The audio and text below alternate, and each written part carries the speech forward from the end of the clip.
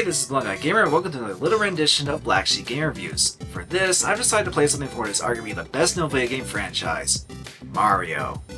I really don't need to explain unless you never even heard of video games before, but like many people, I enjoy Mario games and have fond memories with them. The first ever video game I remember playing was Super Mario Land on the Game Boy, and later on, Super Mario 64 pretty much became my gateway into having gaming as my main hobby. As such, the series has certainly become prominent in my collection across all my Nintendo consoles, and this is just the main 2D and 3D installments. There's also kart racing, sports, ruining friendships, RPGs, possible medical malpractice. The guy's been everywhere, even in less regarded ventures. Though what we're looking at is nowhere near as bad as those last examples, but it's still a unique spin-off people probably weren't expecting when it came out.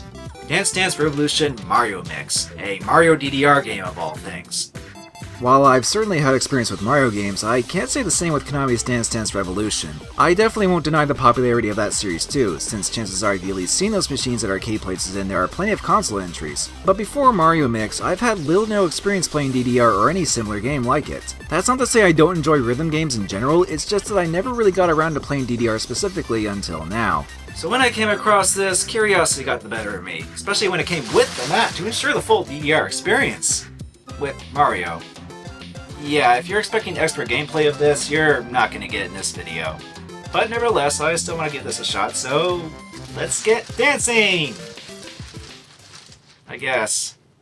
Dance Dance Revolution Mario Mix was published by Nintendo, developed by Konami, and released in 2005 for the GameCube. And as far as I can tell, it's the only DDR game we got for that system, and is the first in the series to be released on a Nintendo platform outside of Japan. The gameplay is exactly what you expect, stepping on corresponding arrows on time with music tracks, but since this is a Mario version of DDR, a few twists have been added. Such as a story, which, yes, there actually is one, but before that, let's just go over the map quickly. It works quite well as the arrow placements are responsive, and I never felt they were off. Navigating the menus with the arrows and buttons on the upper part of the map was a little cumbersome, but it's a small price to pay for playing the game the way it was meant to. On the other hand, if you don't have a mat or want to use one, you can use a standard GameCube controller, which is not as involved and less interesting to show in picture-in-picture. This method is fine too, but the only thing that bothered me was that you can't use the C-stick, so for simultaneous arrows you need to either use the A, B, Y, and X buttons as well, or awkwardly use both the analog stick and D-pad. You can get used to the controller though, and I actually found it easier to play the game with one, but it does take away the experience of jumping on arrows to simulate dancing along with the music.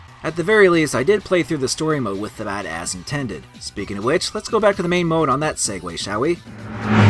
The story mode of DDR Mario Mix is indeed the main mode of this game, as it's pretty much your only option when you start. You choose between Mario or Luigi and pick between easy and normal for the difficulty setting. I chose normal despite no prior DDR experience and was able to clear it without much problems, as Mario Mix is significantly easier than the usual DDR fare. This is good for someone like me, but for veteran dancers, the game will be no challenge at all as you can't choose higher difficulties right away. It is understandable that this would be catered to a more casual audience, but even I found the beginning songs quite slow at first. It does eventually pick up in later stages, where you can see my true inexperience of keeping up with the arrows now and then, though any fumbling on my part was mostly with down arrows and occasionally losing track of my foot positions. I was still able to pass all the songs, some better than others, but regardless of how good of a DDR player I actually am, I'm sure you all want to know what unfolds in this story. Right? Well, it actually begins before the title screen, where an obvious silhouetted Waluigi breaks into the Truffle Towers to steal its magic keys, MacGuffins that are the source of all music. In taking one, the 3 other keys are then scattered all across the lands, and Toad, witnessing what happens, goes to get help. Which is, of course, Mario or Luigi, depending on who you pick when you start story mode. They need to get the keys back to the Truffle Towers, or else the uncontained magical powers will cause chaotic things like make people dance uncontrollably. Many obstacles will present themselves on their quest to retrieve the magic keys, but as Toad says in a rhyme about them, when the keys make you shake your thing, magical things start happening. I think I speak for everyone when I don't want to see Toad shake his thing. What this boils down to is that literally every problem in confrontation is solved by dancing. Need to cross a river? Just dance on a boat that magically appears. Fall into a hole and can't get out? Dance on a plant to grow it upwards. Hotel in disrepair? Dance to fix it. Need to warm up in a cabin while taking shelter from a blizzard?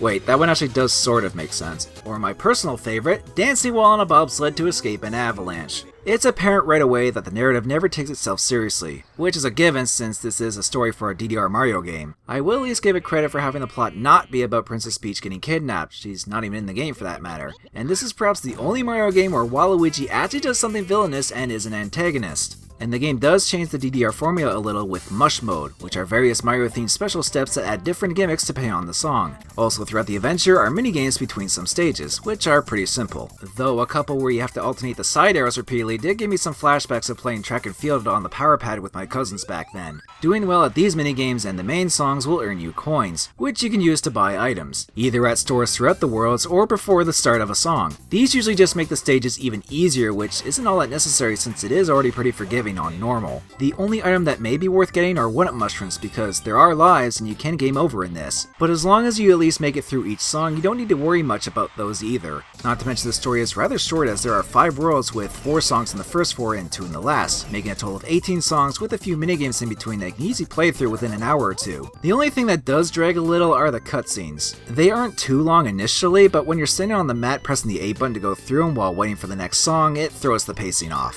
And there isn't a way to skip these either. At least the dialogue and nature of the story has its amusing moments, but by the end it gets a little too corny. So after our chosen Mario Brother and Toad retrieve the first key from Waluigi, they fly off in the musical ship the SS Brass, just roll with it, to find the rest. Or I should just say Mario Brother because Toad is pretty much useless. He even makes that clear several times, making his only sidekick purpose explain what's going on, which is obvious for the most part. And at one point he just goes doody doot for seemingly no reason. Anyway, after dancing off against a giant blooper, Wario, and a large Freezy, all the keys are safe and sound.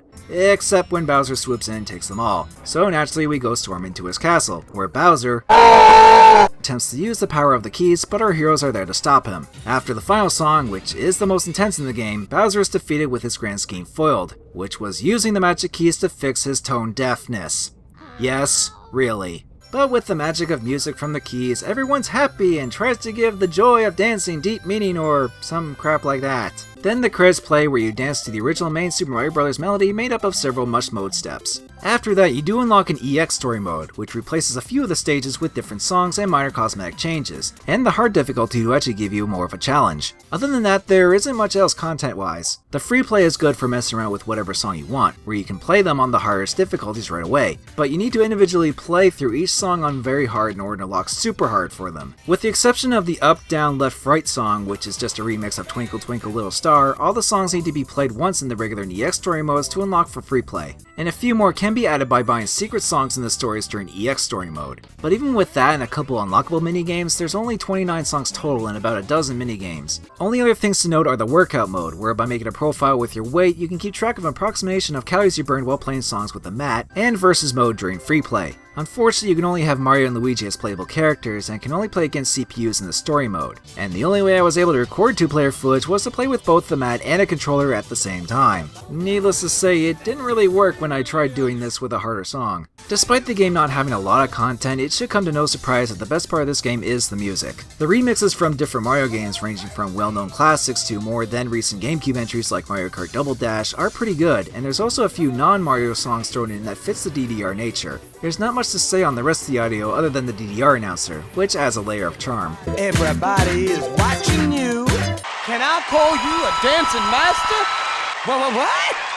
As for the visual presentation, it's alright. There are plenty of bright colors and things going on in the background of stages, but because this game uses a modified Mario Party 6 engine, the character models in some animations are recycled from the GameCube Mario Parties, which dates the game a little even for 2005. There are still plenty of original dancing animations, so if you wanted to see Mario characters dance, there's that. Overall, Dance Dance Revolution Mario Mix is a novelty, but not a bad one. For being the first DDR game I've played, legitimately with the mat no less, I still had fun and found it a guilty pleasure. The downsides, however, are the lack of content and challenge for anyone that is familiar with DDR. The story mode gets pretty ridiculous even for a Mario game, though it is self-aware and good for a laugh at just the absurdity of it all. As a morbid curiosity, I've done much worse, so I can safely say I don't regret trying it out, even if it's not spectacular. The solid remixes of Mario music was about worth it alone, and if you're curious as well, then I won't stop you from getting it too. It is cheap by itself, but I do recommend spending a little more to get it with the mat for the full experience. Plus, who knows, by playing this game it might convince me to play a real DDR game.